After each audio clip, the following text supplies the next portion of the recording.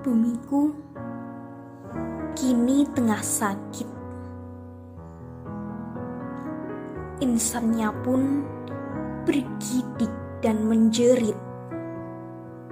Akibat pandemi kian berjangkit, memakan korban yang terus melejit. Namun, di tengah bencana ini, datanglah para pahlawan. Dengan ketulusan hati, berjuang di garis terdepan. Walau perlu berjujuran, tetap saja mereka bertahan.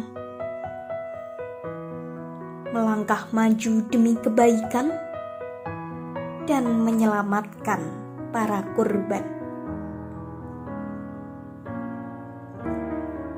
Hari ini, ketika sebagian orang diberi waktu beristirahat, sejenak terlelap untuk melepaskan segala penat. Para pahlawan itu tak punya waktu, walau sedikit pun untuk rehat. Mereka terus berjuang agar permasalahan tak bertambah berat. Wahai para pahlawan yang tengah berkorban demi kebaikan, memang pengorbanan kalian tanpa suara. Namun kalian tak peduli bertaruh nyawa. Walau harus ikhlas hati menjauh dari keluarga.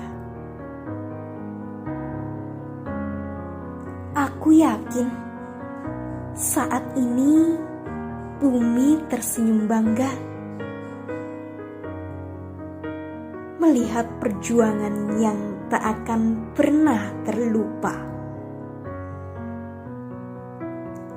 Kami di sini akan terus memanjatkan doa agar Tuhan Sang Pemilik Kuasa membalas semua jerih lelah yang tak terhingga.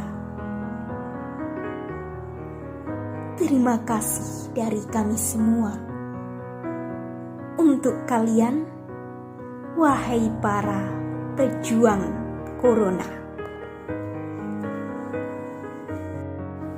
Gimana guys? Dari puisi tadi, apakah kalian sudah mulai menyadari betapa besarnya pengorbanan para tenaga medis dan relawan yang berjuang di tengah pandemi COVID-19?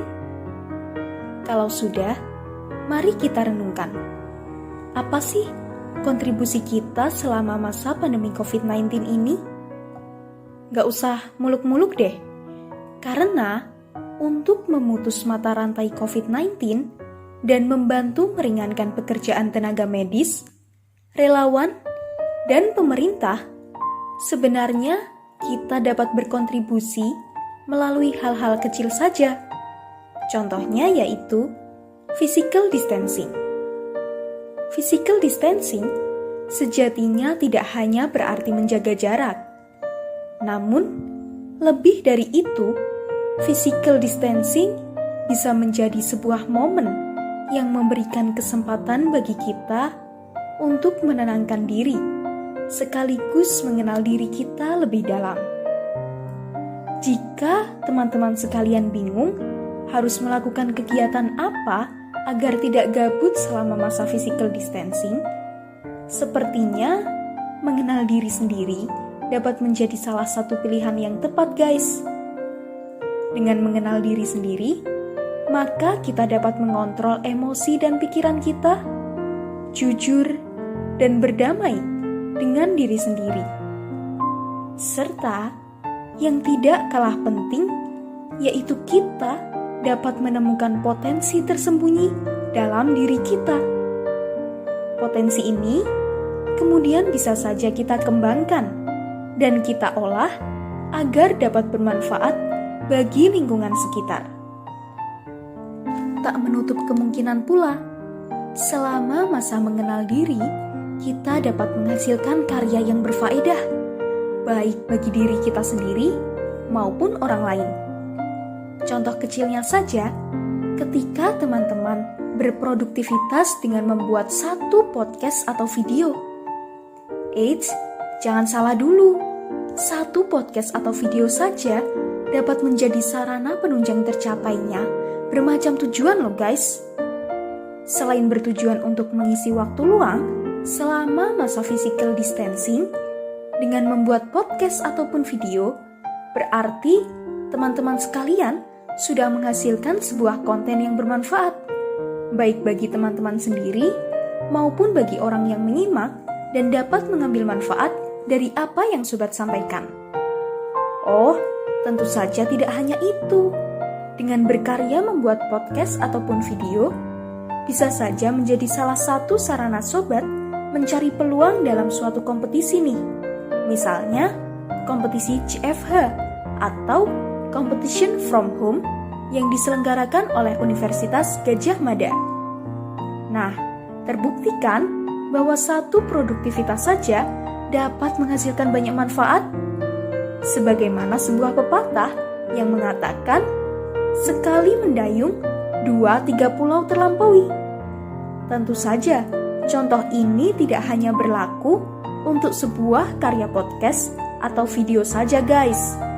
Bisa saja kalian membuat karya lain yang sesuai dengan potensi kalian, seperti melukis, membuat sebuah komik, infografis, poster, karya ilmiah, esai, video blog, atau bahkan TikTok sekalipun. Oh iya, jangan salah ya, TikTok saja saat ini sudah menjadi salah satu sarana berkegiatan yang turut diperlombakan dalam beberapa kompetisi loh. Nah, selain kita bisa bersenang-senang, mengeksplor ide untuk membuat konten TikTok yang berfaedah, kita juga bisa mencari peluang dalam suatu kompetisi. Lagi-lagi, sekali mendayung, 2-3 pulau terlampaui bukan?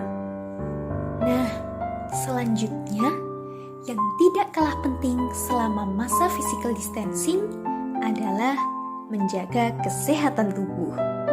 Pola menjaga kesehatan tubuh ini dapat dilakukan dengan bermacam cara, seperti mengkonsumsi makanan yang bergizi, makan secara teratur, banyak minum air putih, berjemur di pagi hari, dan rutin berolahraga. Kalau dulu kita sering mengeluh, wah, gak ada waktu olahraga nih, aku seharian di kampus terus. Atau, mana bisa olahraga kalau seharian bikin paper terus, atau seharian praktikum terus. Sekarang, gak bisa kita mengeluh seperti itu lagi kan? Nah, justru sekarang waktu yang tepat untuk kita memulai berolahraga secara rutin. Tentunya, ini hanya akan tercapai kalau kita mau meluangkan waktu. Olahraga yang kita lakukan pun bisa jadi sebuah konten loh, kalau didokumentasikan, dipoles dengan sedikit teknik videografi, lalu dipublikasikan. Mudah bukan? Ya, memang mudah sih, tapi menanamkan niatnya saja yang sulit. Tapi ya nggak jadi masalah sih guys. Tanpa dibuat menjadi sebuah konten pun, setidaknya kita sudah melakukan salah satu upaya menjaga kesehatan tubuh.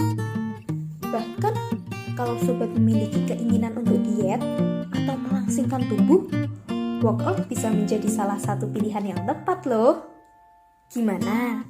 Beberapa kegiatan ini dapat menjadi alternatif mengisi kegabutanmu kan? Pokoknya, jangan sampai kita lewatkan masa physical distancing ini hanya untuk melakukan hal-hal yang tidak berfaedah. Alangkah baiknya jika kita dapat mengisi waktu luang selama physical distancing dengan berkegiatan yang positif agar tidak menyesal ketika waktu liburan sudah usai. Dan kita harus kembali kepada rutinitas yang sejati, yakni masuk kuliah lagi. Nah, demikian tadi podcast yang dapat kami sampaikan. Semoga bermanfaat bagi teman-teman semua ya. Dan terima kasih sudah mau mendengarkan podcast kali ini. See you on the next podcast.